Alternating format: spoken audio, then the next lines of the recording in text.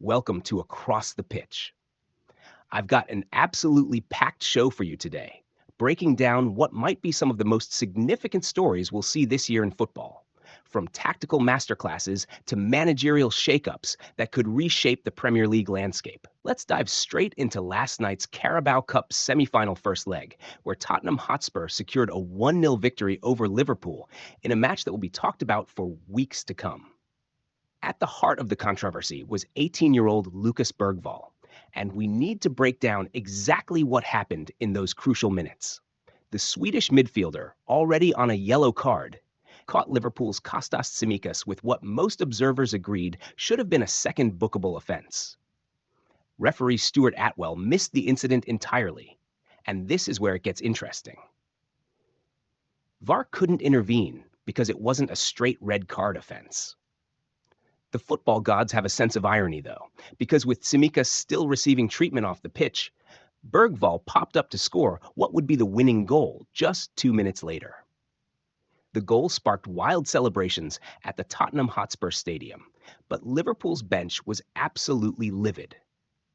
Manager Arne Slot received a yellow card for his protests, and when you look at the replay, you can understand why. This was only Slot's second defeat since taking over at Liverpool, and the manner of it will sting particularly badly. Liverpool came into this match as Premier League leaders, having demolished Spurs 6-3 in their recent league meeting, but they looked nothing like that dominant force last night. Let's talk about the tactical battle, because Ange Postecoglou got his approach spot on. Despite missing 10 players through injury and illness, Spurs consistently troubled Liverpool with their high-pressing game. They forced Alisson into several errors, with Bergvall catching the Brazilian goalkeeper in possession twice. Pedro Porro should have capitalized on one of these moments, finding himself clean through on goal, only to fire wide with his first shot hitting Van Dijk.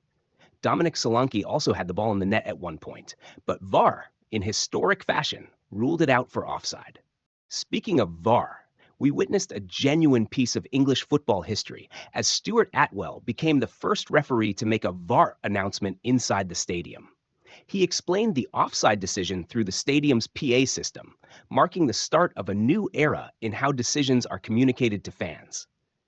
Interestingly, Postecoglou seemed unimpressed with the innovation, suggesting that in the past, a simple raised flag would have done the job just fine.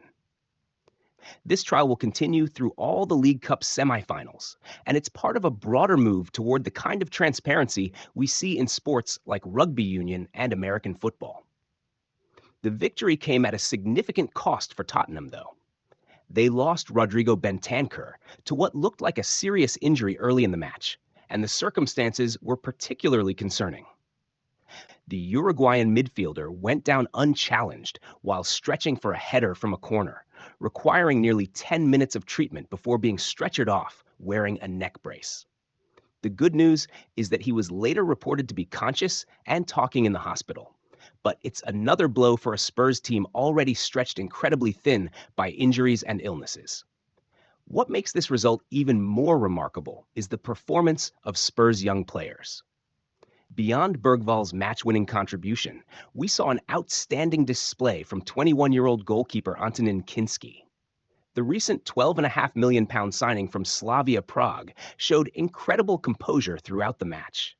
His distribution was excellent, but the highlight was a spectacular late save from Darwin Núñez that preserved Spurs' lead.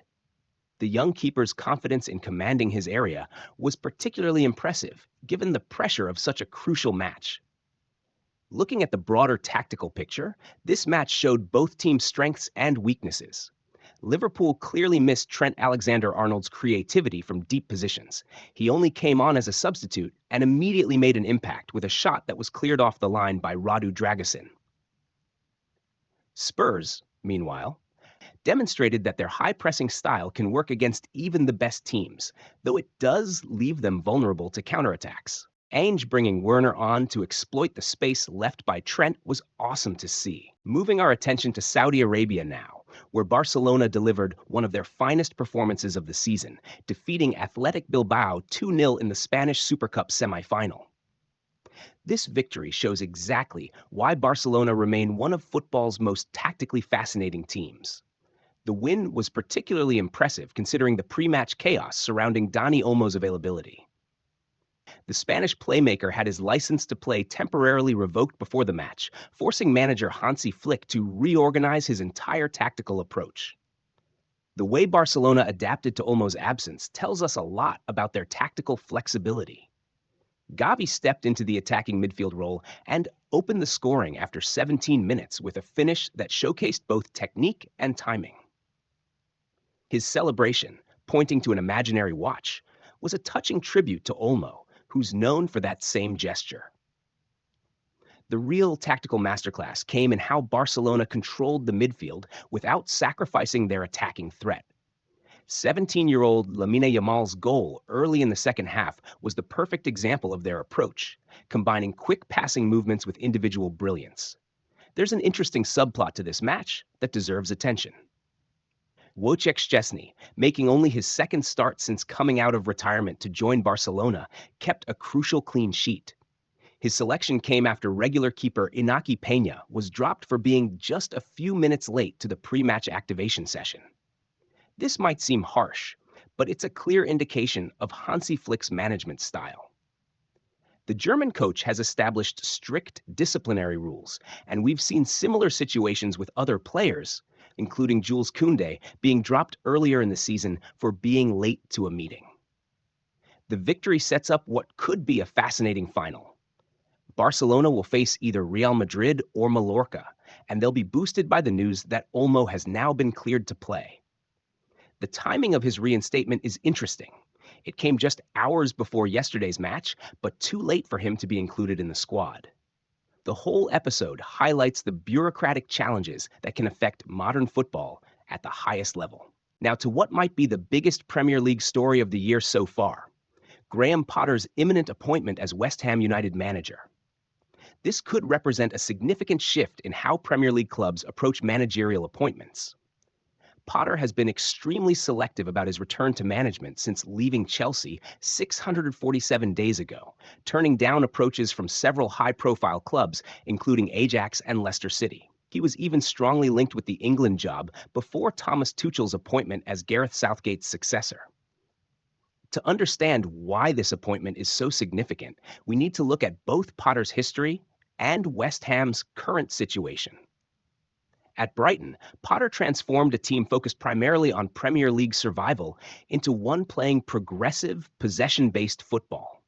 He did this while improving their league position each season, culminating in a ninth-place finish.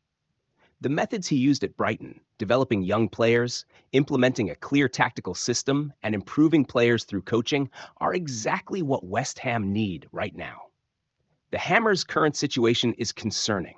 They've won just 6 Premier League games this season, losing 9 of their 20 matches. They sit 14th in the table, 7 points above the relegation zone. The statistics paint a clear picture of their decline.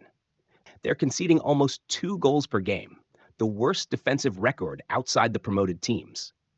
Their attacking output has also dropped significantly, from 1.58 goals per game last season to just 1.2 this term. Sources close to Potter suggest he was attracted to West Ham for several reasons. First, the club's ownership structure and their track record of giving managers time to build. West Ham managers have averaged 32 months in charge during the Premier League era, significantly longer than many of their rivals. Second, he believes the current squad has the technical quality to play his preferred style of football. Players like Lucas Paquetá, James Ward-Prowse, and Kudus could thrive in a more possession-based system. However, Potter will need to learn from his experience at Chelsea.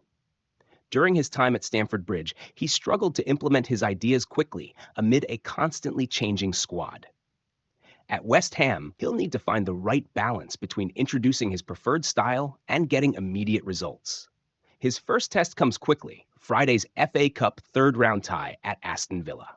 To our final major story of the day, and it's one that will reshape international football, Didier Deschamps' announcement that he'll step down as France manager after the 2026 World Cup. We're talking about one of the most successful managers in international football history.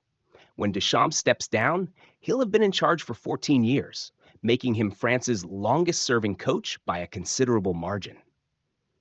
Let's put Deschamps' achievements in their proper historical context. He led France to World Cup victory in 2018, reached another World Cup final in 2022, and took them to the Euro 2016 final on home soil. Add to that a Nations League title in 2021, and you have a period of dominance that few national teams have ever achieved. What makes his story even more remarkable is that he's one of only 3 people, alongside Mario Zagallo and Franz Beckenbauer, to win the World Cup as both player and manager. Deschamps' success isn't just about the trophies, though.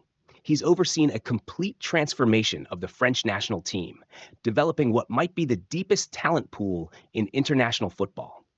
Under his leadership, France has seamlessly integrated new generations of players while maintaining their tactical identity. The timing of his announcement is particularly interesting, coming before France's Nations League quarterfinal against Croatia in March, which will determine their World Cup qualifying group. His managerial career is even more impressive when you consider his playing achievements. Before moving into management, Deschamps won 14 major honors, including Champions League titles with both Marseille and Juventus, and even an FA Cup with Chelsea. He earned 103 caps for France, captaining them to victory in both the 1998 World Cup and Euro 2000. Looking ahead to the coming days, we've got some fascinating fixtures to watch. The FA Cup third round kicks off this weekend, with Potter's first game in charge of West Ham being that tricky away tie at Villa Park. Barcelona will find out their Spanish Super Cup final opponents later today when Real Madrid face Mallorca. And that final could be particularly interesting, given Real Madrid's recent defensive struggles. The Premier League schedule also throws up some intriguing matchups.